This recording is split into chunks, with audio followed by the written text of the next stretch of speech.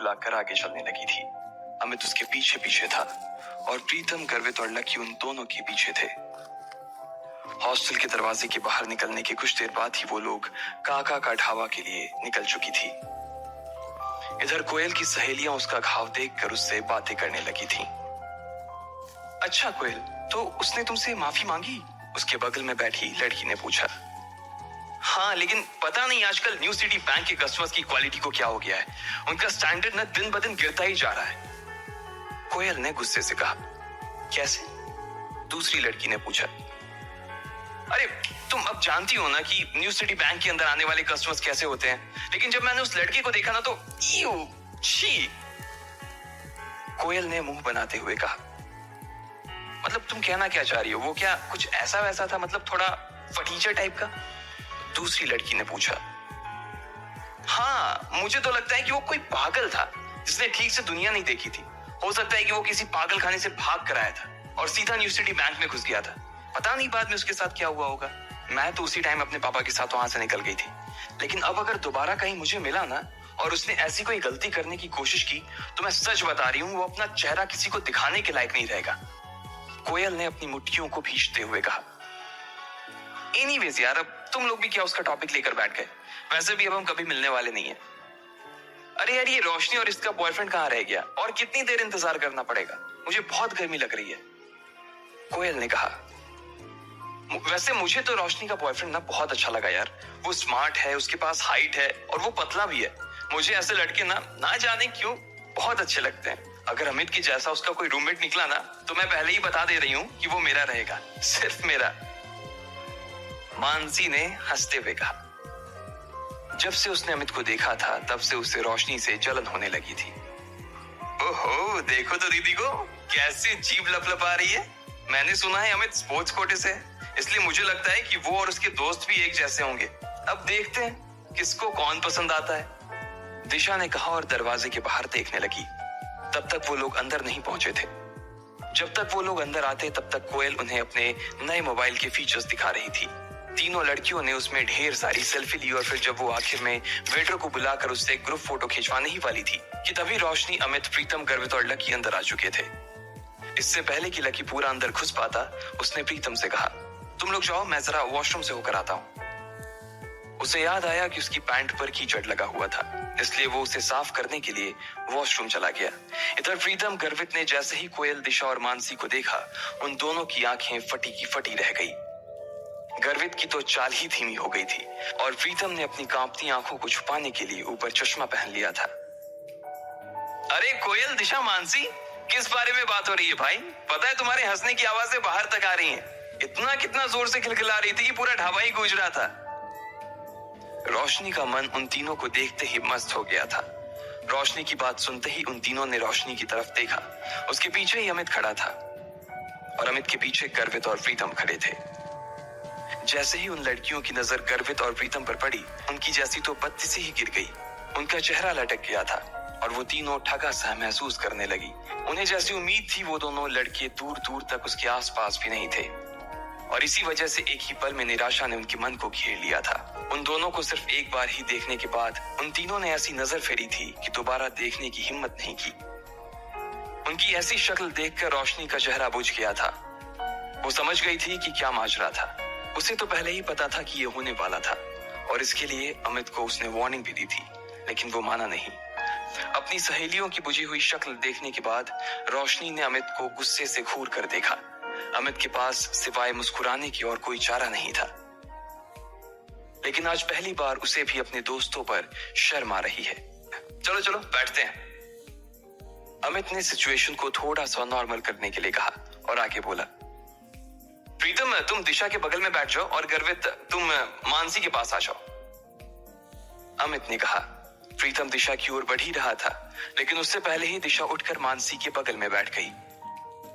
उसकी इस हरकत से ये तो साफ हो गया था कि वो प्रीतम को नापसंद करती थी और ना ही उसके साथ बैठना चाहती थी। अमित ने जैसे ही ये देखा, वो मारे शर्म के पानी पानी हो गया। उसे अपने दोस्तों के लिए बहुत बुरा लग रहा था। वो यही सोच रहा था कि इससे अच्छा था कि वो खाने का प्रोग्राम ही कैंसिल कर देता, लेकिन अब तो वो आ गए थे और इसलिए खाना खाना जरूरी था। इधर दिशा और मानसी ने अपने अपने फोन निकालकर सोशल मीडिया चलाना शुरू कर दिया। उस टेबल पर कुल 4 लकड़ी के स्टूल लगे थे और एक स्टूल पर 2 लोग बैठे थे। दिशा और मानसी एक स्टूल पर बैठ गए, प्रीतम और गर्वित एक स्टूल पर, अमित और रोशनी एक स्टूल पर बैठ गए, लेकिन कोयल अकेली बैठी थी। कोयल को अकेले देखकर अमित और रोशनी दोनों ही चौंक गए थे। कोयल उन सब लड़कियों में सबसे सुंदर थी और साथ ही वो सबसे चूजी भी थी। उसके पिता के पास खूब पैसा था, इसलिए वो ऐसी वैसी चीजें पसंद नहीं करती थी।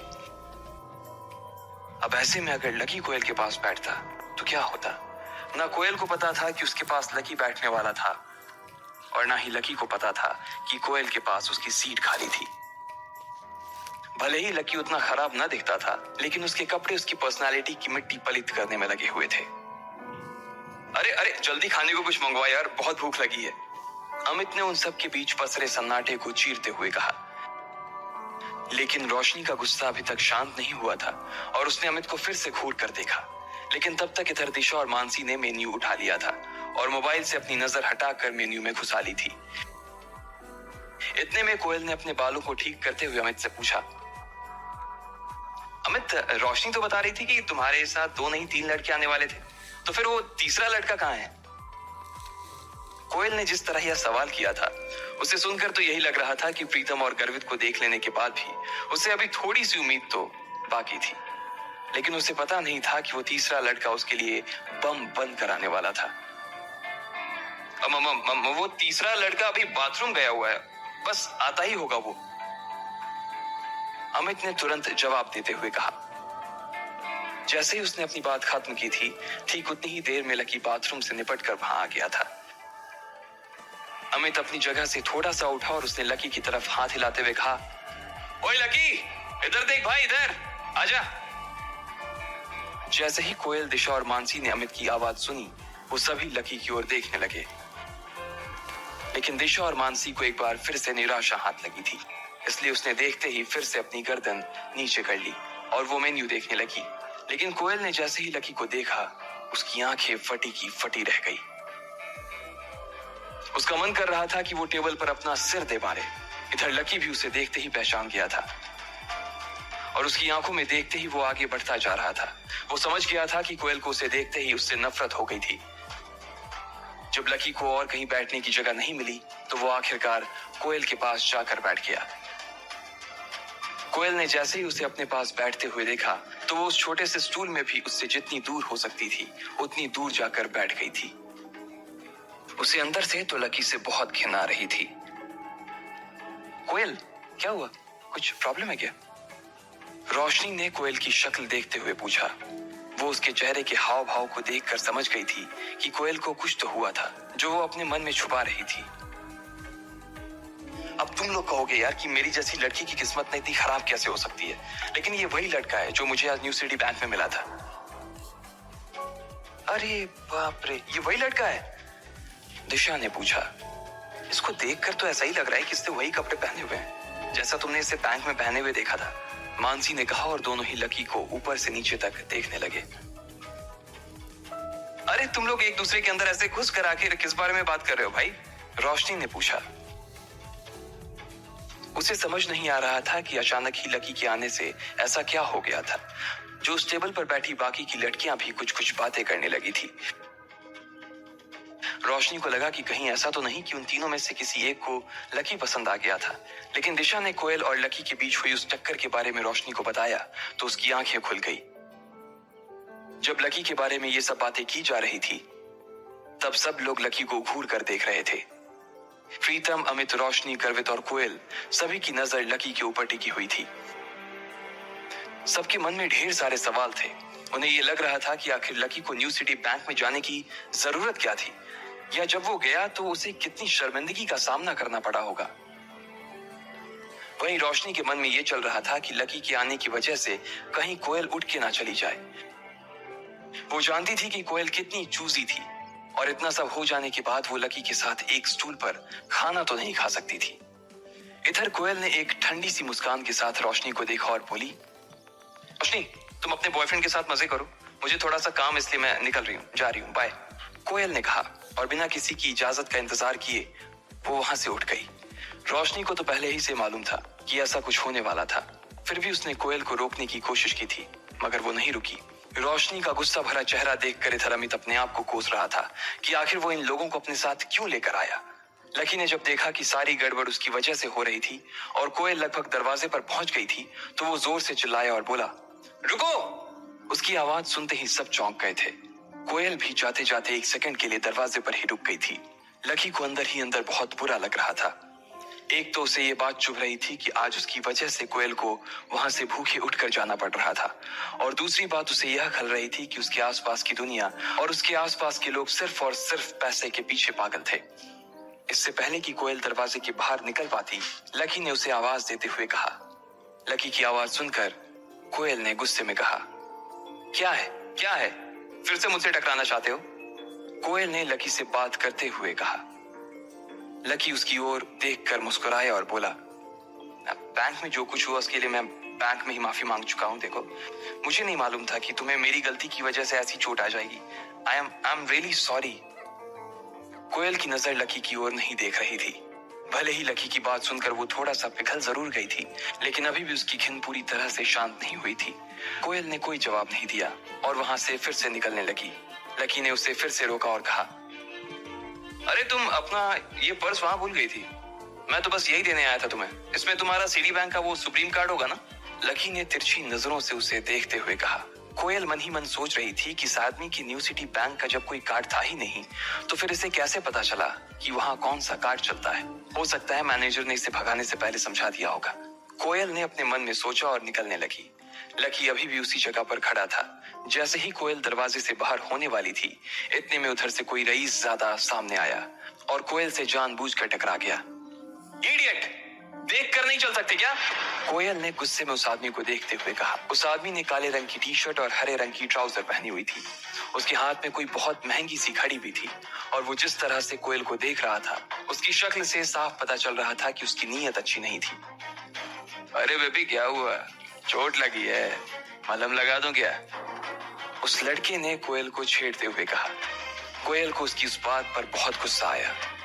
एक तो वो पहले ही सुबह अपनी चोट भूली नहीं थी, और उसके बाद इस आदमी से टकराने के बाद उसका गुस्सा और बढ़ गया था। इतना कहते ही वो आदमी कोयल की दिशा में आगे बढ़ने लगा। लकी कोयल से थोड़ी ही दूरी पर खड़ा था। सभी लोग बस देखे जा रहे थे। अब आगे क्या होगा? क्या लकी कोयल को बचाने के लिए बीच में आएगा, या उसे वो अपनी किस्मत के भरोसे छोड़ देगा? आपको क्या लगता है? इधर वो आदमी कोयल की ओर बढ़ता जा रहा था, लेकिन कोयल भी उसके सामने ही खड़ी थी। उसने गले में मोटी सोने की चैन पहनी हुई थी, और वो इतनी गर्मी में भी जैकेट पहन कर आया था। वो देख पा रही थी कि उसके इरादे ठीक नहीं लग रहे थे, लेकिन फिर भी वो उसके सामने से हटने का नाम नहीं ले रही थी। लकी ने जब कोयल को देखा तो उसे लगा कि उसे बीच में आना चाहिए। इससे पहले कि वो बीच में जाता, कोयल ने गुस्से से उस आदमी से कहा, मलहम लगाना अपनी बहन की पीठ पे। रास्ता छोड़ और आगे जाने दे मुझे। कोयल ने उसे हटकाते हुए कहा। अच्छा, तो तू ही बन जाना मेरी बहन, चला जा। उस लड़के ने कोयल के साथ बदतमीजी करने की कोशिश की और उसका हाथ पकड़ने की ओर आगे बढ़ने लगा। उसके इस बर्ताव से कोयल को असहज महसूस हो रहा था, और उसने अपने पैर पीछे खींचने शुरू कर दिए। वो लड़का घूरते हुए कोयल की ओर बढ़ता जा रहा था। जैसे ही उसने कोयल का हाथ पकड़ने की कोशिश की, इतने में उसे महसूस हुआ कि किसी ने उसके हाथ को पकड़कर उसे बीच में ही रोक दिया था। जब उस आदमी ने कोयल से नजर हटाते हुए उस आदमी को देखा, तो पाया कि वो कोई और नहीं बल्कि लकी था। भैया, भैया क्या कर रहे हो? बहन भी बोल रहे हो और छेड़ भी रहे हो। लकी ने बहुत प्यार से उस आदमी से कहा और धीरे से कोयल के आगे आ गया। अबे तू कौन है बे? हट जा बीच में से, वरना दिल्ली में नजर नहीं आएगा। उस आदमी ने कहा, अरे भाई प्यार से बात करो ना, मर्द हो तो मर्द की तरह बात करो। मर्द होने में और गुंडा होने में बहुत फर्क होता है। क्यों अमित प्रीतम गर्वित, मर्द और गुंडा होने में फर्क होता है कि नहीं होता है? लकी ने उन तीनों की ओर देखा और इशारे से उन्हें अपने पास बुला लिया। उन तीनों को भी लकी का इशारा समझने में देर नहीं लगी थी, और वो भागकर उसके पास आ गए। अब वो चारों लड़के उस अकेले आदमी को घेर कर खड़े थे। मुझे डराने की कोशिश कर रहा है? जिस दिन अकेला मिल गया ना, उस दिन मारते मारते लाल किला पर चढ़ा दूंगा। उस आदमी ने कहा। लकी उसकी ओर देखकर मुस्कुराने लगा और फिर कोयल की ओर देखते हुए बोला, मैडम आप घर जा रही थी ना, रास्ते में पुलिस स्टेशन आए तो इन भाई साहब की रिपोर्ट लिखवा देना। सबूत की चिंता मत करना, होटल में सीसीटीवी लगा हुआ है, इसमें सब कुछ रिकॉर्ड हो चुका है। गर्वित, जाकर मैनेजर से पिछले 5 मिनट का फुटेज तेरे फोन में ट्रांसफर करवा ले तो, और सोशल मीडिया पर इसे वायरल करवा, और इन भैया को भी टैग कर देना। भाई साहब आपका हैंडल नेम क्या है बताइएगा प्लीज। लकी ने बड़ी मुश्किल से अपनी हंसी को दबाते हुए पूछा। गर्वित को मैनेजर के कमरे में जाता देख उस लड़की की हालत खराब हो गई थी। ये सब करने से पहले उसने सोचा नहीं था कि यहाँ पर सीसीटीवी कैमरे भी लगे होंगे। इसलिए उस लड़की ने गुस्से से लकी को घूर कर देखा और फिर पैर पटक कर बाहर निकल गया। इधर लकी और उसके दोस्त उस लड़की को जाते देखकर हंसने लगे थे। कोयल के चेहरे पर भी मुस्कान तैर गई। उसका गुस्सा अब थोड़ा सा शांत होता दिखाई दे रहा था और उसने लकी की ओर देखकर कहा, थैंक्स। लकी बदले में उसकी ओर देखकर मुस्कुरा दिया, लेकिन इसके बाद कोयल वहां से निकल गई थी। उसे तो लग रहा था कि वो अब रुककर उसके साथ खाना खा लेगी, लेकिन कोयल ऐसी वैसी कोई लड़की नहीं थी। वो एक बार जो डिसाइड कर लेती थी, उसके बाद चाहे उसका खुद का नुकसान हो, लेकिन वो चीज करके ही रहती थी। उसके चले जाने के बाद दिशा और मानसी थोड़ी सी शांत हो गई थी। सब लोगों ने खाना मंगवाया और थोड़ी बहुत बातचीत करते हुए खाना खत्म कर दिया। बिल भरने के बाद रोशनी अपनी सहेलियों के साथ चली गई। वहीं अमित अपने दोस्तों के साथ अपने कमरे पर आ गया था। उसने अपने कपड़े बदले और फौरन मैदान में चला गया। आज उसके बास्केटबॉल के ट्रायल होने थे। इधर प्रीतम, गर्वित और लकी अपने अपने पलंग पर लेट गए थे। तीनों ने अपने अपने फोन निकाल लिए थे और सोशल साइट पर सर्फिंग करने लगे थे। जैसे ही गर्वित ने अपना सोशल मीडिया हैंडल खोला, वो खुशी के मारे जोरों से उछल पड़ा। अरे भाई लोग, अंजलि लाइव आ रही है यार, जल्दी आओ, लॉग इन मारो यार। गर्वित अंजलि को बहुत पसंद करता था। वो उसकी क्लास में ही पढ़ती थी और ऐसे आए दिन वो लाइव आ जाती थी। जिस दिन वो लाइव होती, उस दिन वो पूरे क्लास में ये फैला देती थी। इस ऐप पर जिस पर वो लाइव आती थी, उस पर लड़के उसे अलग अलग इमोजी भेजते थे। हर इमोजी भेजने के कुछ पैसे लगते थे। हर इमोजी की कीमत अलग थी। ये इमोजी अंजलि को गिफ्ट में मिलते थे और बाद में वो इसे कैश करवा देती थी। चूंकि अंजलि बहुत खूबसूरत थी और किसी का मन भी मोह लेती थी, इसलिए लड़के दिल खोलकर उसे इमोजी भेजते थे। इस पूरे ऐप की एक और खास बात थी और वो ये कि इसमें सबके नाम दिखाई नहीं देते थे जो उसके असली नाम थे। सब लोगों ने अपने अपने हैंडल अलग अलग नाम से बना रखे थे। जब लकी को लगा कि उसके पास भी कुछ करने के लिए कुछ खास है नहीं, तो उसने भी अंजलि के लाइव में अपने आप को जोड़ने का सोच लिया। उसे अंजलि से कोई लेना देना नहीं था। वो तो बस इसलिए जुड़ गया था कि वो बस अंजलि की रूममेट डिम्पल को देख सके। वो तो ये देखना चाह रहा था कि क्या डिम्पल को उसकी जरा भी याद आ रही थी या आज क्लास में उसने जो ड्रामा किया था वो ड्रामा नहीं बल्कि सच्चाई थी। इस वक्त तक उसके लाइफ में 30 लोग जुड़ गए थे और वो सारे ही उसके क्लासमेट्स थे। दोपहर लंच से आने के बाद उनकी कोई क्लास नहीं थी, इसलिए सब लोग उस लाइफ से जुड़ गए थे। अंजलि ने अपने हाथों में गुलाबी रंग का तकिया दबा रखा था और पीले रंग के हेडफोन लगाए हुए थे। वो कैमरा के सामने देखकर मुस्कुराई जा रही थी। गाइस, मुझे आए हुए अभी तक 20 मिनट हो चुके हैं, लेकिन आप लोगों की तरफ से ना मुझे एक भी प्रेजेंट नहीं मिला है। लगता है आज ना किसी को आइसक्रीम नहीं खानी है और ना ही किसी को मेरे साथ डेट पर जाना है। अब इससे पहले कि मैं लाइव खत्म कर दूं, जल्दी से कोई इमोजी भेजो। अंजलि ने पाउट बनाकर कैमरे की तरफ एक किस उछाल दिया। उसे देखते ही लोगों के दिलों की धड़कनें थम गई थी। अंजलि पूरे क्लास में बहुत पॉपुलर थी। ऐसा कोई लड़का नहीं था जो उसे पसंद ना करता हो। कुछ लोग तो दिल ही दिल में अंजलि को अपना दिल ही दे चुके थे। जैसे ही उसने प्रेजेंट की बात की तो किसी ने उसकी तरफ गोल्ड रिंग भेज दी, तो किसी ने उसके पास नेकलेस भेज दिया।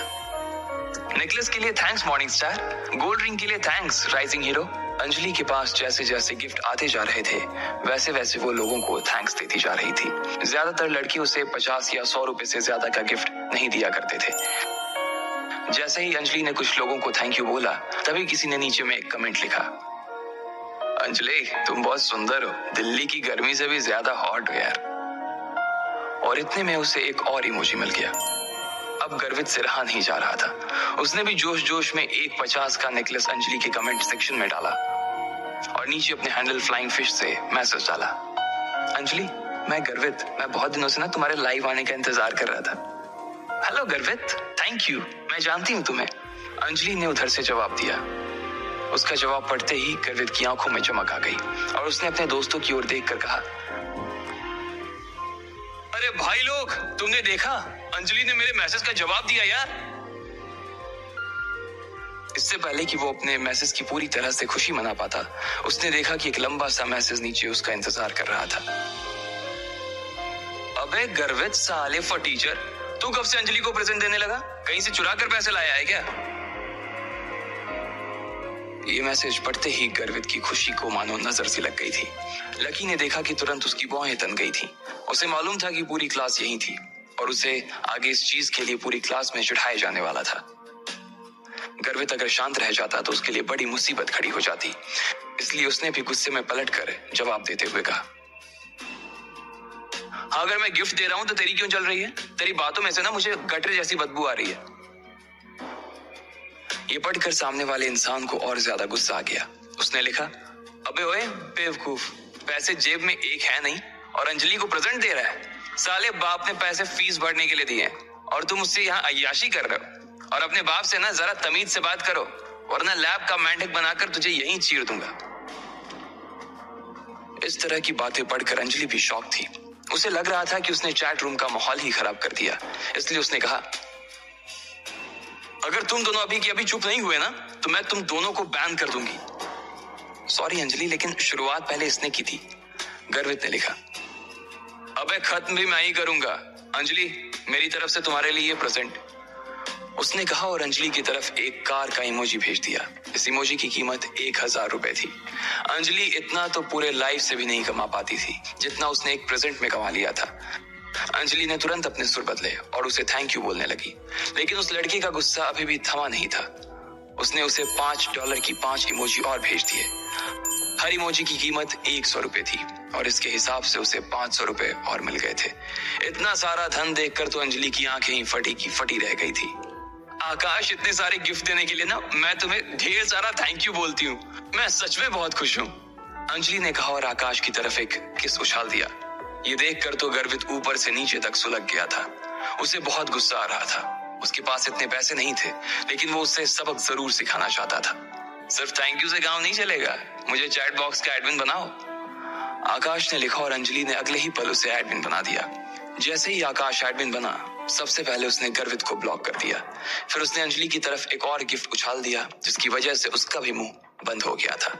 ये देखकर ना सिर्फ गर्वित को बल्कि लकी को भी गुस्सा आ गया था। अब बोलना फटीचर, क्या हुआ? पलंग के नीचे घुस गया क्या? आकाश ने लिखा और चश्मे वाला इमोजी भेज दिया। गर्वित चाहकर भी अब कुछ नहीं लिख सकता था। उधर प्रीतम भी ये सारे मैसेज पढ़ रहा था। भाई लोग, हम एक ही क्लास में पढ़ते हैं, इसलिए किसी के बारे में इस तरह की बातें लिखनी अच्छी बात नहीं है यार, प्रीतम ने लिखा। लेकिन उसके लिखते ही उसे भी गर्वित की तरह ही लोगों ने बुरी तरह से ट्रोल करना शुरू कर दिया। कोई उसके कपड़े के बारे में तो कोई उसकी सूरत के बारे में बहुत सारी बकवास बातें करने लगा। गर्वित और प्रीतम दोनों ही गुस्से से आग बबूला हो गए, लेकिन वो कुछ नहीं कर पा रहे थे। लकी उन दोनों के इस गुस्से को अपने बिस्तर पर लेटे लेटे देख रहा था और साथ ही वो चैट रूम की सारी चैट भी पढ़ रहा था। जब कमेंट्स की भरमार लग गई, तब किसी ने नीचे कमेंट लिखा, अरे भाई देखो, किसी ने चांद का इमोजी भेजा है। उसके लिखते ही सब लोग शांत हो गए थे। एक चांद की इमोजी का मतलब 10,000 रुपए। उसे देखकर तो अंजलि के भी तोते उड़ गए थे। इससे पहले कि वो कुछ कह पाती, किसी ने लिखा, अंजलि ये तुम्हारा बॉयफ्रेंड है क्या? अंजलि ने मारे सरप्राइज के अपना मुंह हथेली से ढक लिया। इधर गर्वित ने कहा, भाई अपनी क्लास में ऐसा कौन आ गया जिसने 10,000 रुपए का गिफ्ट दे दिया? अपनी क्लास में नहीं यार, बाहर से होगा कोई। अपना क्लास गरीब का कॉलेज है और हम सब में तो सिर्फ आकाश के बाप के पास ही थोड़ा बहुत पैसा है, प्रीतम ने कहा। इतने में 4 और चांद चैट बॉक्स में चमक गए। मुझे एडमिन बनना है, चांद भेजने वाले ने कहा। अंजलि ने तुरंत आकाश को एडमिन पर से हटाया और उस लड़के को एडमिन बना दिया। सबसे पहले उसने गर्वित पर से ब्लॉक हटाया। अरे भाई देख, इसने मुझे ब्लॉक से हटा दिया यार, मैं वापस मैसेज भेज सकता हूँ, गर्वित ने प्रीतम से कहा और थैंक यू एडमिन का एक मैसेज डाल दिया। इधर अंजलि ने वीडियो में कहा, I want to give you lots and lots of thanks admin, लेकिन मैं जानती हूँ सिर्फ थैंक यू से काम नहीं चलेगा, इसलिए मैं चाहती हूँ कि तुम यूनिवर्सिटी आओ। मैं तुम्हें कैंपस घुमाऊंगी और खाना भी खिलाऊंगी। उसकी कोई जरूरत नहीं है, मैं सिर्फ यहाँ ये कहने आया हूँ कि आदमी के पास पैसा होना चाहिए, लेकिन पैसे का घमंड नहीं होना चाहिए। पैसा आज है, कल नहीं है, लेकिन हम सब कल भी इंसान थे, आज भी इंसान है और कल भी इंसान ही रहेंगे। इसलिए हमें अपने साथियों का सम्मान करना चाहिए और इस तरह के पैसों का धौंस दिखाकर किसी को दबाना नहीं चाहिए। उसका ये मैसेज पढ़ते ही चारों तरफ सन्नाटा छा गया था। अंजलि भी कुछ ज्यादा कह नहीं पा रही थी। किसी को तो इस बात का अंदाजा ही नहीं था कि आखिर इतने पैसे वाला आदमी उनके बीच कौन आ गया था, मगर किसी को मालूम नहीं था कि इतने महंगे तोहफे देने वाला कोई और नहीं बल्कि लकी ही था। वो सब कुछ सह सकता था, लेकिन इस तरह से अपने दोस्तों की बेइज्जती नहीं। उसे अंजलि या उसके लाइव होने में कोई इंटरेस्ट नहीं था और ना ही वो पसंद करता था उसे। वो तो बस उन लोगों का मुंह बंद करवाना चाहता था जो प्रीतम और गर्वित के बारे में बकवास कर रहे थे। लकी देख रहा था कि बंजर जमीन जैसे उसके दोस्तों के चेहरे पर खुशी के फूल खिलाए थे, लेकिन क्या प्रीतम और गर्वित इसका पता लगा पाएंगे या लकी उनकी नजरों से बचकर निकल जाएगा? आपको क्या लगता है, क्या होंगे इन सभी सवालों के जवाब? कमेंट बॉक्स में कमेंट करके जरूर बताएं और सभी सवालों के जवाब को जानने के लिए अंजलि और बाकी के लोग भी उसके इस तोहफे को देखकर चौंक गए थे और फिर उसके बाद उसने जो कहा वो सुनकर तो और भी चौंक गए थे। जैसे ही उस आदमी ने अपना कमेंट खत्म किया, इधर से गर्वित और प्रीतम के मुंह से एक साथ निकला, अरे वाह क्या बात कही है, जियो मुरारी। इधर कमेंट सेक्शन में भी जो लोग अभी तक गर्वित और प्रीतम की टांग खींचने में लगे हुए थे, उन्होंने भी उस आदमी की तारीफ करना शुरू कर दिया था। हाँ यार, एक आदमी को कैसा होना चाहिए, हमारे नए एडमिन जैसा होना चाहिए। भाई ये आदमी पैसे नहीं अनुभवों से बात करता है, क्या बात है। आपको ढेर सारे लाइक सर, आप उन पैसे वाले बापों की बिगड़ी हुई औलादों से 1 लाख गुना अच्छे हो। वैसे आप बता सकते हो कि आप काम क्या करते हो? जब एडमिन की तारीफ में ये सब कमेंट आने लगे तो आकाश अपने आप ही शांत हो गया था और थोड़ी देर में उसने चैट रूम भी छोड़ दिया। जैसे ही उसके गायब होने का नोटिफिकेशन चैट रूम में आया तो गर्वित समेत सारे लोग उसके ऊपर हंसने लगे। अंजलि, ये चैट रूम का एडमिन कौन है? तभी अंजलि के पीछे से एक आवाज आई। अगले ही पल एक लड़की अंजलि के बगल में आकर लेट गई और कैमरे की तरफ देखकर हाथ हिलाने लगी। उस लड़की के बाल लंबे, चेहरा हल्का सा लंबा और नाक तीखी सी थी। उसने भी थोड़ा मेकअप किया हुआ था, जो बिना कुछ सोचे ही अंजलि के लाइफ में घुस आई थी। हेलो गाइस, ये मेरी फ्रेंड और मेरी रूम पार्टनर डिंपल है। मुझे तो लगता है कि ये मुझसे भी ज्यादा सुंदर है। अब आप ना मुझसे थोड़ा सा ध्यान हटाकर इसके ऊपर थोड़ा सा ध्यान दीजिए। वैसे मैंने इसकी लाइव का लिंक कमेंट सेक्शन में डाल दिया है, आप जा सकते हैं वहां। अंजलि ने डिंपल का इंट्रोडक्शन करवाते हुए कहा। डिंपल भी अंजलि का लाइव देख रही थी। जब उसने देखा कि उसके कमेंट सेक्शन में 5 चांद पड़े हुए थे तो उसका दिमाग ही खराब हो गया। वो अपने मन में इन चारों के पैसे जोड़ रही थी और अचानक उसके मुंह से निकला 50,000।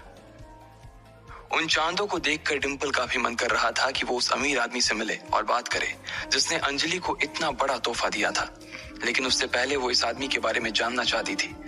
उसने अंजलि के सामने देखा और पूछा, अंजलि तुमने मेरे सवालों का जवाब नहीं दिया यार, मैं पूछ रही हूँ ये आदमी कौन है? ना सिर्फ डिंपल बल्कि सभी लोग ये बात जानने के लिए बेताब थे कि आखिर वो आदमी था कौन जिसने एक ही झटके में अंजलि के ऊपर 50,000 रुपए कुर्बान कर दिए थे। अंजलि ने डिंपल की ओर देखा और कहा, यार पता तो मुझे भी नहीं है ये कौन है, नाम तो मुझे भी नहीं मालूम है और देखने से भी ऐसा ही लग रहा है कि ये सर मेरे लाइफ पर आज पहली दफा आए हैं। सर आप अभी भी यहीं पे है ना या गए? अंजलि ने लाइव में पूछा और इतने में उधर से उस आदमी का हाँ का मैसेज कमेंट सेक्शन में आ गया। उसका कमेंट पढ़ते ही डिंपल भी मारे खुशी के पागल हो गई थी। उसने फौरन ही उसे इम्प्रेस करने के लिए कहा, सर आप सच में ही बहुत ही कूल हो, मैं तो आपकी फैन हो गई। आपने मेरी दोस्त अंजलि को 5 चांद दे दिए, ये तो सच में बहुत कूल है। वैसे मैं आपको बताना चाह रही थी कि मैं भी अपना खुद का लाइव शुरू करने की सोच रही थी, तो क्या आप मेरे भी लाइव से जुड़ेंगे? आई प्रॉमिस मैं आपको अंजलि से भी अच्छे रिटर्न गिफ्ट दूंगी, डिंपल ने कहा और चमकती हुई आंखों से कैमरे की ओर देखने लगी। इधर जब गर्वित ने देखा कि लकी भी उस लाइव से जुड़ा हुआ था और पलंग पर लेटकर अपने फोन को देख रहा था तो उसने लकी से कहा, भाई लकी सुन, उसे देखना बंद कर। तू जानता है ना वो 1 नंबर की लालची लड़की है, पैसे देखते ही उसकी जुबान लपलपाने लगती है। कितनी बेशरम है यार ये, गर्वित ने कहा।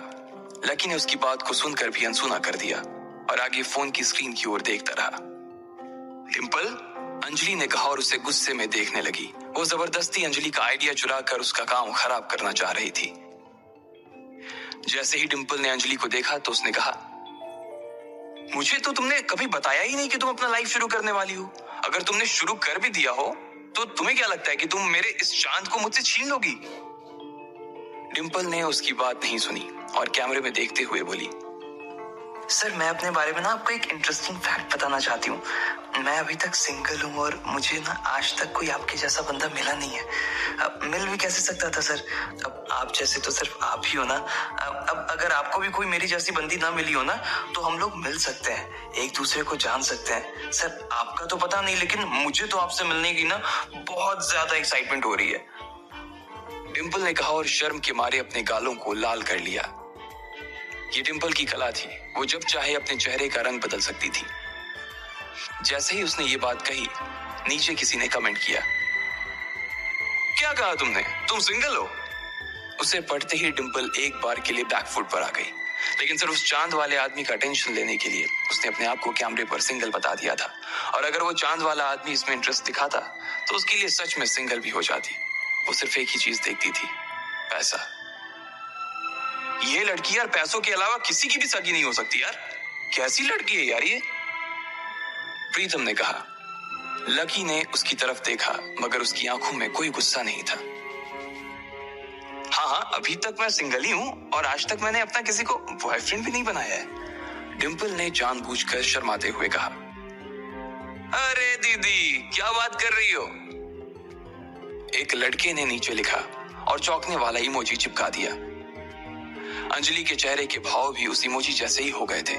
उसने डिम्पल की ओर देखा और पूछा, कैसी बात कर रही हो डिम्पल? सबके सामने लाइव आकर झूठ। पूरी क्लास जानती है कि अभी अभी तुम्हारा लकी के साथ ब्रेकअप हुआ है और पूरी क्लास ये भी जानती है कि तुम आजकल राहुल के साथ घूमती हो। डिम्पल अंजलि की बात सुनकर हैरान रह गई थी। अरे तुम भी क्या बोल देती हो अंजलि? मैं और राहुल तो बस अच्छे दोस्त हैं यार, और इसके अलावा और कुछ भी नहीं। हम सिर्फ साथ में हैंग आउट करते हैं। और जहां तक बात रही लकी की, तो वो तो बेचारा इतना गरीब है। मैं तो सिर्फ उसकी पढ़ाई में हेल्प करती थी। कभी उसे कोई टॉपिक समझा देती तो कभी उसकी नोट्स लिखवा देती थी। हाँ, जब उसे भूख लगती तो हम लोग साथ में गोलगप्पे खाने चले जाते थे। ये मैं मानती हूँ। वैसे वो पैसे देने के लिए खूब इंसिस्ट करता था, लेकिन मैं उसे पैसे नहीं देने देती थी। अब तुम लोग सोच रहे हो कि मेरे और उसके बीच कुछ चल रहा था। ये सब बकवास है यार। डिम्पल से जितना हो सका उसने उतनी सफाई से झूठ बोलते हुए कहा। अंजलि को उसकी बातें सुनकर गुस्सा तो आ रहा था। सर अगर आप ऐसे डिम्पल के बारे में और भी कुछ जानना चाहते हो तो मुझे भी। इससे पहले कि अंजलि आगे कुछ कह पाती, उसने देखा कि एडमिन चैट रूम छोड़कर चला गया था। उसे जाते हुए देखते ही डिम्पल और अंजलि का मुंह उतर गया। इधर लकी ने अपना फोन बंद कर दिया और आंखें बंद करके अमित के पलंग पे लेट गया। उसकी शक्ल प्रीतम और गर्वित को नहीं देख रही थी। वो दोनों भी अभी इस लाइफ से जुड़े हुए थे, लेकिन उन दोनों को भी लकी के लिए काफी बुरा लग रहा था। इधर लकी दीवार में अपनी नजरें गड़ाए उसे एकटक देखा जा रहा था। उसके दिमाग में अभी भी डिम्पल की कही बातें गूंज रही थी। उसे विश्वास नहीं हो रहा था कि डिम्पल यह सब चीजें कह रही थी तो उसकी आंखों में जरा भी दर्द नजर नहीं आ रहा था। वो तो ये सब ऐसे कह गई जैसे उसकी और लकी के बीच जो कुछ था वो सिर्फ लकी का एक सपना था और डिम्पल का उससे कोई लेना देना नहीं था। अगर ऐसे में उसे पता चलता कि लकी कौन था तो फिर वो उन शब्दों के बारे में क्या सोचती जो आज सुबह पूरी क्लास के सामने उसने लकी को सुनाए थे। तो उसकी शक्ल कैसी हो जाती। लकी एक बार तो उसका चेहरा ऐसे देखना चाहता था। ये सब सोचते हुए लकी को कब अमित के बिस्तर पर नींद आ गई उसे पता ही नहीं चला। अगले दिन जब उसके बाकी दोस्त क्लास के बाद अपने कमरे पर आ रहे थे तो वो सब लकी को भी अपने साथ ही ले आए थे। वो लोग अपना लंच खत्म कर चुके थे और उसमें उन्होंने थोड़ा बहुत लकी के साथ भी शेयर किया था। इधर लकी अपना बैंक बैलेंस देख रहा था। कल जो 50,000 उसने खर्च किए थे उसे लग रहा था कि उसने समंदर में से सिर्फ एक बूंद पानी निकाल ली थी। क्या सारा टाइम फोन ही देखता रहेगा? मेरी वार्डन से बात हो गई है। उसने कहा है कि तुम जब चाहो तब फिर से शिफ्ट कर सकते हो, इसलिए हम आज ही तुम्हारा कमरा खाली करके सारा सामान यहाँ से ले जाएंगे। अमित को भी कोई दिक्कत नहीं है, उसने भी हाँ कर दी है। प्रीतम ने कहा। लकी का भी उस कमरे में अकेले मन नहीं लग रहा था, इसलिए उसने भी हाँ कर दी थी। यार तुम लोग ना सच में जानो मेरी, लकी ने कहा और प्रीतम और गर्वित के गले लग गया। अबे जा, सिर्फ गले लगने से काम नहीं चलेगा, शाम को ना असली पार्टी देनी पड़ेगी। गर्वित ने कहा और झूमते हुए बॉटल की ओर इशारा कर दिया। सब लोगों को हंसी आ गई वो लोग मजे मस्ती कर रहे थे कि इतने में अमित आ गया। जैसे ही वो कमरे में घुसा तो सबने उसकी उतरी हुई शक्ल देखी। वो बहुत उदास नजर आ रहा था। क्या हुआ भाई? लकी ने पूछा। अमित ने उसकी बात का कोई जवाब नहीं दिया और कुर्सी पर आकर बैठ गया। सब लोग जो कि अपने अपने बिस्तर पर लेट चुके थे, वो अमित की ऐसी उतरी हुई शक्ल को देखकर फिर से बैठ गए। पता ना भाई क्या हुआ? स्पोर्ट्स अथॉरिटी ने फिर से तेरे साथ कोई गेम कर दिया क्या? गर्वित ने पूछा और लकी की ओर देखने लगा। अमित कुछ नहीं बोल रहा था और बस अपना चेहरा लटका कर बैठा हुआ था। उसे कुछ समझ नहीं आ रहा था कि आखिर उसके दोस्त उसकी बातों को कैसे लेने वाले थे, लेकिन उसके पास और कोई नहीं था जिससे वो ये सब बता सके। इसलिए उसने कहा, नहीं, कोयल को कुछ हो गया है। और कहते ही उसने अपनी गर्दन नीचे झुका ली। बाकी तीनों लोग घबराई हुई नजरों से उसे देख रहे थे। पर हुआ क्या भाई? कोयल ठीक है? लकी ने उसके पास लगी कुर्सी पर बैठते हुए कहा। जिस हिसाब से अमित की शक्ल वो देख रहा था, लकी समझ गया था कि मामला इतना सीधा नहीं था जितना बाकी लोग समझ रहे थे। अमित वैसे भी छोटी मोटी चीजों से घबरा जाने वालों में से नहीं था। तुम्हें मालूम है, कल जब कोयल बिना लंच किए ही उठकर चली गई थी तो वो उस लड़की से टकरा गई थी, याद है? फिर उन दोनों के बीच कहासुनी हो गई और फिर हम लोग बीच में ही कूद गए थे। बाद में कोयल ने वहां से निकलकर पुलिस में उसकी शिकायत भी कर दी थी, लेकिन मुझे आज मालूम पड़ा कि वो आदमी कौन था। अमित ने घबराते हुए कहा। कौन था? लकी ने पूछा। सब लोग अमित के चेहरे को बिना पल के झपकाए देखे जा रहे थे। वो मोहित रायजादा था।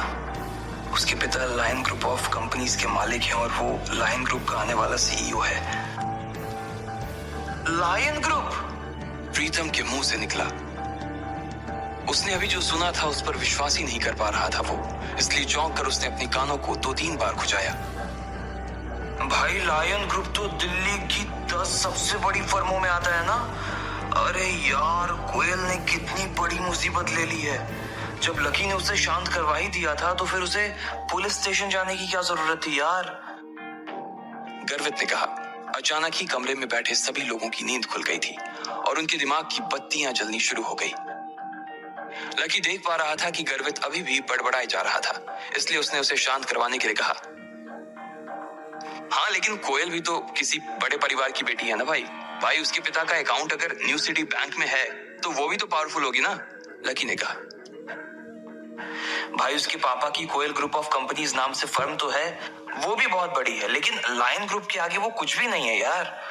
और मैंने तो ये भी सुना है कि लायन ग्रुप और कोयल ग्रुप के बीच कुछ प्रोजेक्ट्स पर पार्टनरशिप चल रही थी। लायन ग्रुप ने कोयल ग्रुप को कुछ काम दिलवाया हुआ था, लेकिन अब इस झगड़े के बाद वहां से कोयल के पिता के पास एक लेटर आया है और अब वो कह रहे हैं कि उनकी सारी पार्टनरशिप वो खत्म कर रहे हैं और ये भी कहा है कि आगे से वो कोई काम नहीं करेंगे। ये सुनते ही ना भाई, कोयल के पापा सख्ते में आ गए। बस यही समझ कि उन्हें हार्ट अटैक नहीं आया है, वरना हमारे बीच नहीं होते वो आज।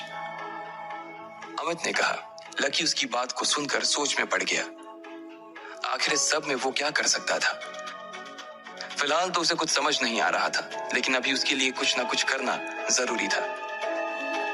मारे गए भाई, मारे गए। गर्वित अभी भी अपने आप बड़बड़ा रहा था। उसके बोलने के बीच ही अमित का फोन बजने लगा। सब लोग उसके फोन की घंटी की आवाज सुनते ही शांत हो गए थे। आखिर किसका था वो फोन? कोयल की वजह से इन तीनों के ऊपर क्या संकट आने वाला था? और क्या लकी कोयल और अपने दोस्तों को इस मुसीबत से बाहर निकाल पाएगा? इससे पहले कि लकी कुछ सोच पाता, अमित का फोन बजने लगा था। सभी लोग पहले से ही बहुत परेशान थे और इस फोन के आ जाने के बाद उनके दिल की धड़कन और भी तेज हो गई थी। अमित ने डरते हुए अपनी जेब से फोन निकाला और स्क्रीन पर देखने लगा। वो फोन रोशनी का था। वो समझ गया कि जरूर कोई बात थी। उसने अपने दोस्तों को देखा और फिर रोशनी का फोन उठा लिया। हाँ बेबी, ठीक है, मैं अभी आ रहा हूँ, अमित ने कहा और फोन रख दिया। क्या हो गया भाई? लकी ने पूछा। यार, कोयल को उसके पिता का भी थोड़ी देर पहले फोन आया था। वो कह रहे थे कि भले ही गलती मोहित ने की थी, लेकिन फिर भी कोयल को उसके सामने झुकना पड़ेगा। सामने वाले ने लकी ये शर्त रखी है कि वो इस मामले को तभी रफा दफा करेंगे जब कोयल एक रात के लिए मोहित के साथ। छी यार। अमित को आगे की बात कहने में भी शर्म महसूस हो रही थी। लकी ने सोचा भी नहीं था कि मोहित इस हद तक नीचे गिर जाएगा। लकी ने अपना सिर पकड़ रखा था।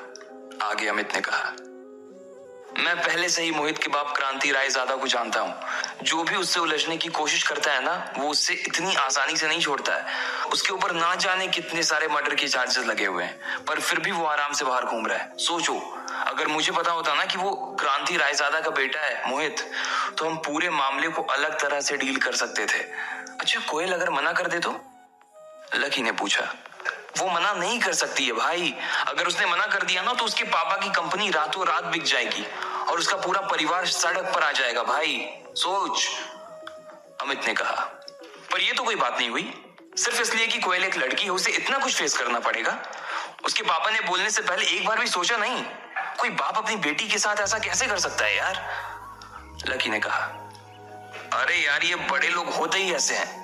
इन्हें अपनी फैमिली से ज्यादा ना अपना बिजनेस प्यारा होता है। और वो दोनों बाप बेटे एक नंबर के बदमाश हैं। कल देखा नहीं था कि वो कैसे घूर कर देख रहा था? कोई उनका कुछ नहीं बिगाड़ सकता है यार। गर्वित ने दीवार पर मुक्का मारते हुए कहा। इस वक्त किसी को भी ये बात समझ नहीं आ रही थी कि आखिर करना क्या था। बस सब लोगों को इस वक्त कोयल की चिंता सता रही थी। लकी ने देखा कि दिशा, मानसी और रोशनी कोयल को उसके पलंग पर घेर कर बैठे हुए थे। कोयल अपने घुटनों को मोड़कर सहमी सी पलंग के कोने पर अपनी पीठ टिकाए बैठी हुई थी। लकी ने देखा कि उसकी आंखों में आज रात की कल्पना का डर साफ नजर आ रहा था। उसके गाल पर पहले से ही आंसुओं की लकीरें खींची हुई थी, पर उसके आंसू थे कि थमने का नाम नहीं ले रहे थे। कैसी है कोयल अब? अमित ने अंदर दाखिल होते ही रोशनी से पूछा। रोशनी ने अमित को खींचा और बाकी सब लोग भी उन दोनों के साथ दरवाजे के पास चले गए। फिर रोशनी ने एक बार और कोयल को देखा। वो परेशान सी पलंग पर बैठी हुई थी। उसके बाद रोशनी ने अमित को देखा और फुसफुसा कर बोला, कोयल के पिता ने कोयल की गलती न होने के बाद भी उससे बहुत डांट और खूब सुनाया है। वो पिछले 3 घंटे से बैठकर रो रही है। फिर भी उसके पिता यही चाहते हैं कि वो आज रात मोहित के साथ बिताए। रोशनी के मुंह से ये बात सुनते ही गर्वित को गुस्सा आ गया और उसने अमित से गुस्से से कहा, ये किस तरह का बाप है यार? यार, मुझे लगता है कि यार उसके पिताजी भी किसी मजबूरी में फंस गए हैं। कंपनी उनकी अकेली की नहीं है, बल्कि उसके 7-8 पार्टनर्स हैं और वो सब उसके बाप को धमकी दे रहे हैं कि अगर उसके पापा ने कोयल को नहीं भेजा तो वो उन्हें और उनकी बेटी को जान से मार देंगे। उनके पापा ने मुझे भी फोन किया था और बोले कि तुम कोयल का ध्यान रखना। और इस दौरान यार वो कोई ना कोई रास्ता निकालने की कोशिश कर रहे हैं ताकि कोयल को इन सब चीजों से बाहर निकाल सके वो। रोशनी ने परेशान होते हुए कहा। इसके बाद वो लोग आकर कोयल के पास बैठ गए थे। लकी उसके पलंग से थोड़ी दूर एक कोने में खड़ा होकर उसे देख रहा था। कोयल देखो, रोने से कुछ नहीं होगा। अब हम लोग आ गए हैं ना, तो सब मिलकर कोई ना कोई रास्ता जरूर निकाल देंगे। अमित ने उसे चुप करवाने की कोशिश करते हुए कहा, लेकिन कोयल के ऊपर से उसकी इन बातों का कोई असर नहीं हो रहा था। उसके आंसू खत्म ही नहीं हो रहे थे। लकी को भी उसे देखकर बहुत बुरा लग रहा था। भले ही उसने उसके साथ कुछ भी किया हो, लेकिन लकी कोयल को ऐसे रोता हुआ नहीं देख सकता था। गर्वित से उसके आंसू देखे नहीं जा रहे थे, इसलिए उसने जोश जोश में अपनी जेब से फोन निकाला और बोला, अभी 100 नंबर पर फोन लगाओ, बुलाओ पुलिस को, अभी क्या अभी। उसकी जरूरत नहीं है, उससे कुछ नहीं होने वाला है। नहीं। कोयल ने रोते हुए अपने घुटनों में गड़ा चेहरा ऊपर उठाते हुए कहा। लकी ने देखा कि रोने की वजह से उसकी आंखें लाल पड़ गई थी, साथ ही उसमें सूजन भी आ गई थी। लकी ये भी देख पा रहा था कि कल कोयल की आंखों में जो अकड़ उसे नजर आ रही थी वो आज गायब हो गई थी। उसको ऐसे लाचार होते हुए देख उसका मन भी उदास हो गया था। वैसे वो इस तरह से आज उसे नहीं देख सकते थे। आखिर वो उसी की मदद करने के लिए यहाँ आए थे। मानसी ने कोयल को एक टिश्यू दिया। उसने उससे अपनी नाक पोंछी और आंसू भरी आंखों से अमित की ओर देखकर बोली, पुलिस को फोन करने से कोई फायदा नहीं है। अगर हमने उन्हें बुलाया ना तो मामला मेरे और मेरे पापा के लिए ना और ज्यादा बिगड़ जाएगा। क्या करूं मैं यार? कोयल जानती थी कि ये बड़े मसले थे और इसमें पुलिस उसकी कोई मदद नहीं कर सकती थी। वैसे भी पहले ही पुलिस को बुलाने और बताने की वजह से ही तो ये सब मुसीबत खड़ी हो गई थी। अब अगर वो फिर उसी रास्ते पर गए तो क्रांति रायजादा और ज्यादा नाराज हो सकता था। जितना वो नाराज होता उतनी कोयल और उसके पिता की हालत खराब हो जाती। अगर किसी को फोन करना है तो किसी ऐसे आदमी को करो जो मोहित और उसके बाप से भी बड़ा आदमी हो। वही हमारे बीच में बोलकर हमारी मदद कर सकता है। मैं अभी अपने पिता से पूछता हूँ कि वो किसी ऐसे आदमी को जानते हैं या नहीं जानते। अमित ने कहा और अपना फोन निकालकर अपने पिता को फोन करने के लिए बाहर चला गया। मैं भी पूछती हूँ, रोशनी ने कहा। दिशा और मानसी भी इस काम में लग गए थे। हालांकि दिल ही दिल में सब लोग इस बात को जानते थे कि उनके परिवार के कॉन्टैक्ट्स इतने बड़े नहीं थे कि वो लायन ग्रुप के ऊपर दबाव बना सके, पर फिर भी इस वक्त वो कोयल का दिल बहलाने और उसे शांत करने के लिए ये सब कर रहे थे। प्रीतम और गर्वित ने कुछ नहीं कहा, उसके पास कोई कनेक्शन नहीं था। लकी, जो कि कब से चुपचाप एक कोने में खड़ा था, उसने कोयल की ओर देखा और बोला, चिंता मत करो, तुम्हारी और तुम्हारी फैमिली की प्रॉब्लम जल्द ही सॉल्व हो जाएगी। लकी के मुंह से ये बात सुनकर कोयल थोड़ा चौंक गई थी और वो उसी की ओर देखने लगी। जब वो रो रही थी तो उसे पता ही नहीं चला कि लकी भी उसे चुप करवाने के लिए आया हुआ था। लकी को उसने अभी देखा था और देखते ही उसने अपनी नाक साफ करते हुए पूछा, तुम भी आए हो? लकी ने सिर्फ उसकी बात सुनी और जवाब में हाँ में गर्दन हिला दी।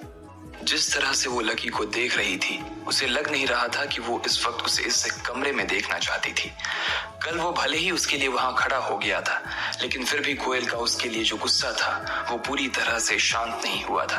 कोयल, लकी भी तुम्हारी मदद करने के लिए यहाँ आया है यार। वो भी वही सोच रहा है जो हम सब सोच रहे हैं। उसे भी तुम्हारी उतनी ही चिंता है जितनी की हमें है। रोशनी ने लकी की ओर से जवाब देते हुए कहा, अच्छा, इसे भी चिंता है? अगर कल तुम वहां नहीं आते ना, तो मुझे वहां से उठकर नहीं जाना पड़ता। ना ही मैं वहां से उठकर जाती और ना ही मैं जल्दबाजी में मोहित से टकराती। अगर मैं मोहित से टकराती ही नहीं तो फिर तुम बीच में आकर हीरो नहीं बनते। तो बताओ, क्या ये सब होता? बोलो। कोयल ने लकी की ओर देखते हुए उससे पूछा। इससे पहले कि वो कुछ कह पाता, कोयल का पारा और भी गर्म हो गया था। ऐसा लग रहा था कि वो इधर उधर का सारा गुस्सा लकी पर ही निकालने की फिराक में थी और इसलिए अगले ही पल वो अपने पलंग पर से खड़ी हुई और लकी की ओर चिल्लाते हुए बोली, निकलो, अभी की अभी मेरे कमरे से बाहर निकलो, निकलो अभी। कोयल, ये तुम्हें क्या हो गया है? ये तो बेचारा तुम्हारी मदद करने के लिए यहाँ आया हुआ है और तुम होगी उसी के ऊपर बरस रही हो। कल अगर ये नहीं होता और वो मोहित तुम्हारे साथ होटल में बदतमीजी करता, तब तुम क्या कर लेती? रोशनी ने उसे समझाने की कोशिश करते हुए कहा। उसे समझ ही नहीं आ रहा था कि आखिर वो अपने गुस्से का शिकार लकी को क्यों बना रही थी। जब रोशनी और कोयल के बीच ये सब बातें चल रही थी, तब भी लकी बिल्कुल चुपचाप खड़ा था। आज फिर उसकी वजह से उन दोनों के बीच में झगड़ा हो रहा था, इसलिए वो चुपचाप दरवाजे की ओर बढ़ने लगा। अरे अरे रुको लकी, तुम्हें जाने की जरूरत नहीं है। वो तो कोयल को बस थोड़ा सा गुस्सा आ रहा है, वरना वो कोई बात नहीं है यार। और वैसे भी तुम समझ सकते हो ना कि आज उसकी हालत कैसी है, लेकिन उसके चक्कर में तुम अपना मूड मत खराब करो प्लीज। अमित ने लकी को एक कोने में ले जाकर समझाते हुए कहा, नहीं नहीं, ऐसी कोई बात नहीं है। मैं समझ सकता हूँ यार कि कोयल अभी थोड़ी परेशान है। मैं उसे और परेशान नहीं करना चाहता। तुम उससे जाकर कह दो कि चिंता करने की कोई बात नहीं है, अभी थोड़ी ही देर के अंदर सब कुछ ठीक हो जाएगा। लकी ने कहा और अमित के कंधे पर अपना हाथ रखकर वो दरवाजे के बाहर निकल गया। आज के बाद ना इस लड़की की शक्ल नहीं देखना चाहती मैं, कोयल ने अपने दांत पीसते हुए कहा और फिर अपने पलंग पर बैठ गई। फिर जब उसने देखा कि अमित उसे देख रहा था तो उसने अपना फोन उठाया और बोली, मैं अभी अपने हाई स्कूल के दोस्त प्रशांत को फोन करके देखती हूँ। उसके पापा भी बड़े आदमी हैं, क्या पता वो हमारी कुछ मदद कर सके। कोयल ने अपना फोन निकाला और अपने दोस्त को फोन लगाने लगी। इधर बाकी के लोग भी अपने अपने फोन पर ही लगे हुए थे। कोई अपने किसी अंकल को फोन कर रहा था तो कोई अपने किसी आंटी को, लेकिन उनमें से कोई भी ऐसा नहीं था जो कि कोयल की मदद कर सके। इधर लकी जब रोशनी की होटल से बाहर आया तो उसने अपना फोन निकाला और एक नंबर याद करने लगा। दिमाग पर थोड़ा सा जोर देने के बाद उसे नंबर याद आ गया था और उसने अपने फोन में उसे डायल किया। 2-3 बार घंटी बजी और उधर किसी ने फोन उठा लिया था। अच्छा, तो आज घर के सबसे बड़े बेटे को इस बूढ़े की याद अभी आई है। वहाँ मेरा बच्चा 8 सालों से बाहर तड़प रहा है और यहाँ ये बूढ़ा उसके लिए परेशान होने के अलावा और कुछ नहीं कर पा रहा है। फोन की दूसरी ओर से एक बूढ़े आदमी की आवाज लकी के कानों में गूंज गई। वो सालों बाद इस आवाज को सुन पा रहा था। इस आवाज को सुनने के लिए उसके कान कब से तरस गए थे, लेकिन वो चाहकर भी उन्हें फोन नहीं कर सकता था। जब तक वो गरीबी की परीक्षा को पास नहीं करता, तब तक वो उन्हें फोन नहीं कर सकता था। आज इतने साल बाद उनकी आवाज सुनी तो लकी की आंखों में आंसू आ गए। उसका दिल भर आया था। सालों से उसे अपनी इस अकेलेपन की ऐसी आदत हो गई थी कि वो भूल गया था कि उसका कोई परिवार भी था। उसकी आंखों में आंसू थे, लेकिन वो मुस्कुरा भी रहा था। काशीनाथ जी, आप कुछ ज्यादा ही गंभीर होकर बात नहीं कर रहे हो? आपको आइडिया नहीं है कि आपकी आवाज इतने सालों बाद भी सुनकर ना मुझे कितनी खुशी हो रही है।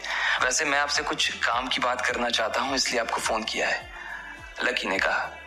हाँ बताओ, ये बूढ़ा तुम्हारी क्या मदद कर सकता है? काशीनाथ जी ने पूछा। अब क्योंकि मैंने वो परीक्षा पास कर ली है तो इसका मतलब मैं परिवार के सारे अधिकारों का इस्तेमाल कर सकता हूँ ना? लकी ने पूछा। हाँ भाई, आप परीक्षा तो परसों ही पार कर गए थे और परिवार ने आपके ऊपर से सारी बंदिशें भी उसी दिन हटा दी थी, काशीनाथ जी ने कहा। ठीक है, तो मैं क्रांति रायजादा जो कि लायन ग्रुप ऑफ कंपनीज के मालिक हैं, उनसे साफ शब्दों में कुछ कहलवाना चाहता हूँ। Lion group? ये लायन ग्रुप किसका है? काशीनाथ जी ने अपने दिमाग पर थोड़ा सा जोर देते हुए याद करने की कोशिश की, लेकिन उन्हें कुछ याद नहीं आ रहा था। दिल्ली का ही एक छोटा सा ग्रुप है, लकी ने कहा। वो जानता था अग्रवाल एंड अग्रवाल नाम का उनका ग्रुप पूरे देश में फैला हुआ था और उनके ग्रुप के आगे ये लायन ग्रुप कुछ भी नहीं था। ओ अच्छा, दिल्ली की कंपनी है। हाँ तो हो जाएगा, मैं अभी रुस्तम डांगी को फोन कर देता हूँ। नॉर्थ का सारा काम वही तो देखता है। वैसे आप उस क्रांति रायजादा से कहलवाना क्या चाहते हो? काशीनाथ जी ने पूछा। उनसे ये कहना है कि कोयल ग्रुप के अगेंस्ट वो जो भी एक्शन लेने का सोच रहे हैं उसे वो अभी के अभी रद्द कर दें, लकी ने कहा। ठीक है, समझ गया, आप चिंता मत कीजिए, अभी आधे घंटे में आपका काम हो जाएगा, काशीनाथ जी ने कहा। लकी ने फोन रख दिया था। उधर कोयल ने अपना फोन काट दिया था। उसने अपने जिस दोस्त को फोन किया था उसके पिता दिल्ली के किसी बड़े से आदमी से मिलकर उसका काम करवाने वाले थे। अब देखना यह था कि आखिर कौन मोहित को कोयल से दूर करवाने वाला था। क्या ये श्रेय उसका दोस्त प्रशांत को जाता या फिर लकी इस खेल में बाजी मारता? क्या कोयल को कभी पता चलता कि लकी आखिर कौन था? आपको क्या लगता है, क्या? लकी की बात सुनते ही काशीनाथ जी ने रुस्तम डांगी को फोन लगा दिया था और इधर कोयल के दोस्त प्रशांत के पिताजी ने भी उसकी मदद करने की ठान ली थी।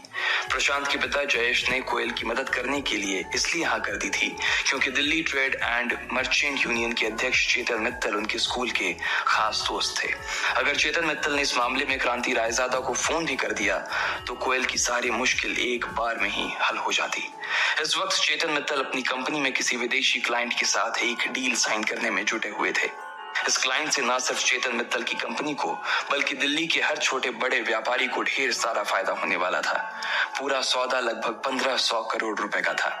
जब ये मीटिंग चल रही थी तभी चेतन मित्तल के कॉन्फ्रेंस रूम का दरवाजा खुला और उनका सेक्रेटरी हॉल के अंदर आ गया। इस तरह से अपने सेक्रेटरी को बीच में घुसते देखकर चेतन मित्तल को बहुत गुस्सा आ रहा था। उसके आने की वजह से बाकी लोग भी परेशान हो रहे थे। उनकी नजर में ये बहुत बुरा व्यवहार था। सेक्रेटरी भी इस बात को अच्छी तरह से जानता था, मगर फिर भी उसके पास अंदर आने के अलावा कोई चारा नहीं था।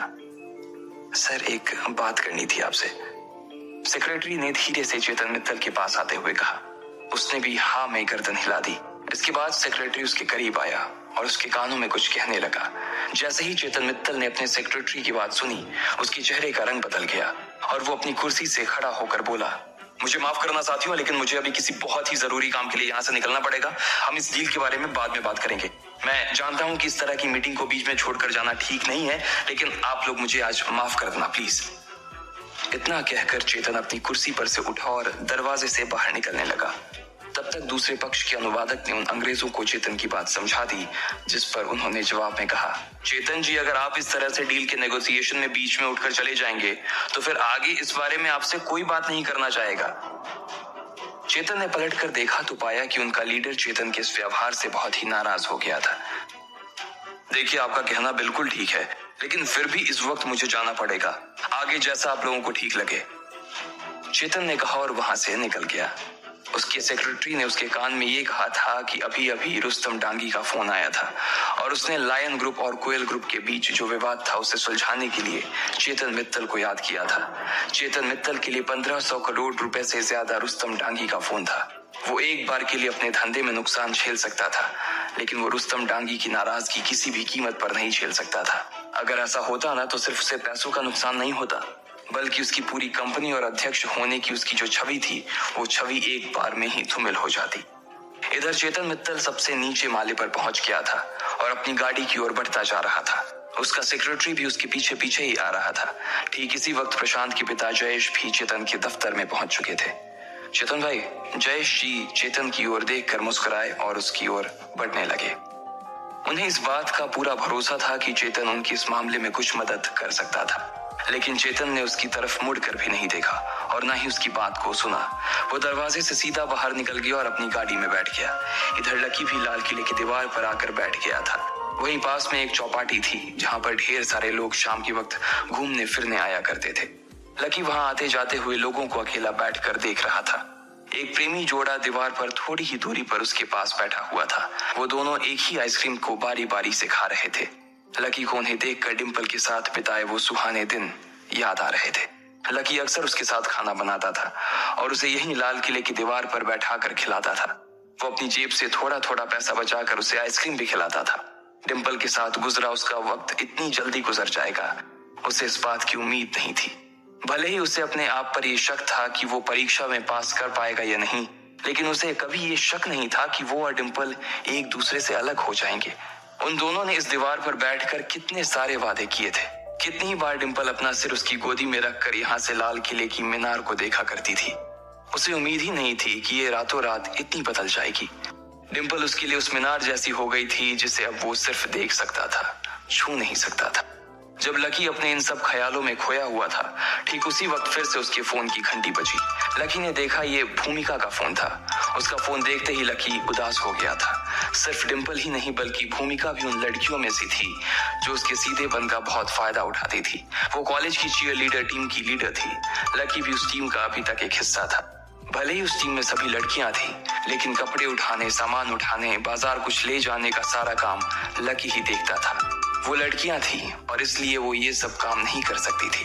इसलिए लकी इन सब चीजों के लिए उनका असिस्टेंट बन गया था। हेलो लकी, अभी के अभी लाल मैदान में आओ, उधर से भूमिका ने कहा। हाँ, पर क्या हुआ? लकी ने पूछा।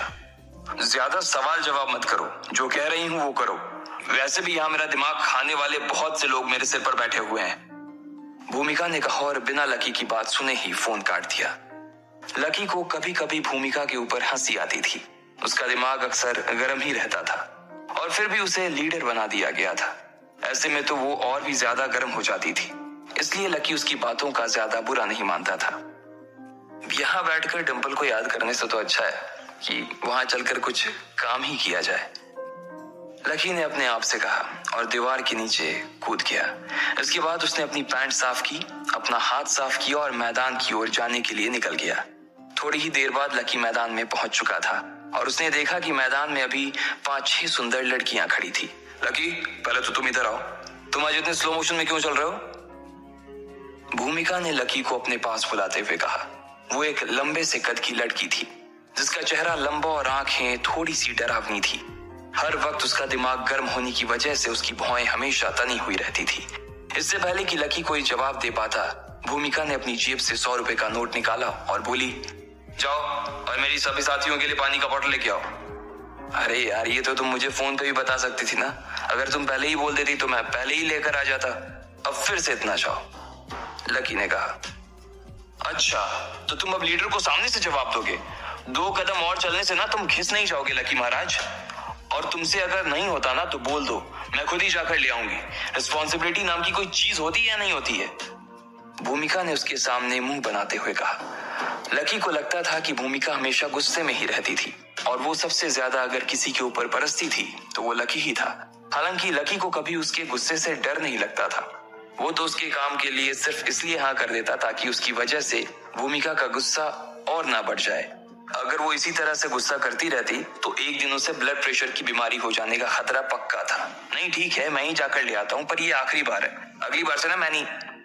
इससे पहले कि लकी आगे कुछ बोल पाता, भूमिका ने अपनी आंखों को उसे डराने के लिए बड़ा कर लिया था। उसकी आंखें देखकर लकी को मन ही मन हंसी आ रही थी और इससे पहले कि वो उसके सामने हंसता, वो वहां से निकल गया। थोड़ी देर बाद लकी वापस आ गया और उसने 5 बॉटल लाकर टेबल पर रख दी। सभी लड़कियां टेबल के पास आ गई और पानी पीने लगी। इसके बाद भूमिका और बाकी सभी लड़कियां बास्केटबॉल के कोर्ट पर प्रैक्टिस करने के लिए चली गई थी। लकी वहीं स्टैंड्स में बैठकर उन्हें देख रहा था। जब तक वो प्रैक्टिस करने वाली थी तब तक लकी को वहीं बैठना था। अगर बीच में उन्हें किसी चीज की जरूरत लगती तो लकी उन्हें वो सभी चीजें लाकर देने वाला था। जब लकी बैठकर उनकी प्रैक्टिस देख रहा था तभी उसे अपने पास से एक आवाज आई, तुम भी वहां जाकर उनके साथ क्यों नहीं खेलते? लकी ने घूम कर देखा तो उसके होश उड़ गए। उसके पास एक लड़की आकर बैठ गई थी। उसके बाल बहुत खूबसूरत थे और उसका चेहरा गोल था। उसकी आंखें भूरी रंग की थी। हेलो, लकी ने उसकी ओर देखा और मुस्कुराते हुए कहा। इससे पहले कि लकी इसके आगे कुछ कह पाता, उसने देखा कि लड़की के बगल में एक और लड़का आकर बैठ गया था, जिसने बास्केटबॉल खेलने के लिए पहने जाने वाले कपड़े पहन रखे थे। उसने पहले लकी को देखा और फिर उस लड़की की ओर देखते हुए बोला, हेलो, मेरा नाम विक्रांत है। मैं बास्केटबॉल टीम से हूँ। मेरी फैमिली बिजनेस में है और अभी हम लोगों ने एक छोटी सी कंपनी खोली है जिसका एनुअल टर्नओवर 200 करोड़ रुपए का है। विक्रांत ने कहा और मुस्कुराते हुए उस लड़की की तरफ अपना हाथ बढ़ा दिया। लकी को इस बात पर हंसी आ गई थी कि विक्रांत ने आते ही अपने इंट्रोडक्शन में अपनी कंपनी का टर्नओवर बता दिया था। वो उस लड़की को भी उस तरह से देख रहा था जिस तरह से वो बाकी लड़कियों को देखता था। वो जितना ज्यादा लड़कियों को देखता था, लड़कियां भी उसे उतना ही देखती थी। विक्रांत दिखने में भी काफी हैंडसम था, इसलिए कोई भी लड़की उसे आसानी से भाव दे दिया करती थी। लेकिन इधर मामला अलग था। उस लड़की ने उसे और उसके हाथ को देख तो लिया था, लेकिन उससे मिलाने के लिए उसने अपना हाथ आगे नहीं बढ़ाया। उसने सिर्फ मुस्कुराते हुए उससे कहा, मेरा नाम अदिति है, मैं भूमिका की दोस्त हूँ। जब अदिति ने विक्रांत से अपना हाथ नहीं मिलाया तो विक्रांत थोड़ा सा झिझक गया और उसने अपना हाथ पीछे खींच लिया।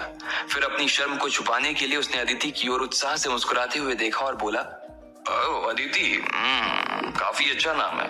भूमिका तो वैसे अभी प्रैक्टिस में बिजी है और उसे तो अभी थोड़ा टाइम भी लगेगा, इसलिए वो अभी तुमसे बात नहीं कर पाएगी। अगर तुम चाहो तो मैं तुम्हें वॉक पर ले जा सकता हूँ।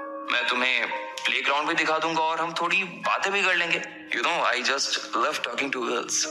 विक्रांत ने अपने बालों में हाथ फेरते हुए कहा, नहीं सॉरी, मैं यहीं ठीक हूँ।